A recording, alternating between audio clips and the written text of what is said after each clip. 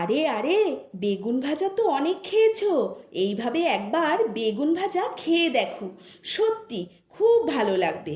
মুচমুচে মুড়মুড়ে সব পাবে।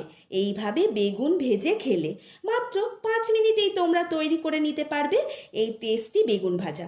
চলো তবে, নুন, লঙ্কার গুঁড়ো, জিরের গুঁড়ো, ধনের গুঁড়ো, হলুদ ভালো করে আমি মিশিয়ে নিয়েছি। এরপর লম্বা করে বেগুন কেটে নেব।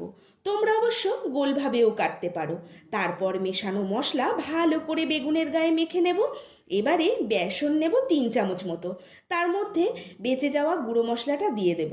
জল দিয়ে ভালো করে ব্যাটারটা তৈরি করব। আর নিয়ে নেব সুজি। এক এক করে মশলা বেগুন বেসনের ব্যাটারে লাগিয়ে সুজিতে কোট করে নেব। এবারে গরম তেলে ভেজে নিলেই তৈরি হয়ে যাবে মুচমুচে মুড়মুড়ে বেগুন ভাজা। কি বন্ধুরা, রেসিপিটা ভালো লাগলো তো? আজ আসি, কাল দেখা হবে। নমস্কার।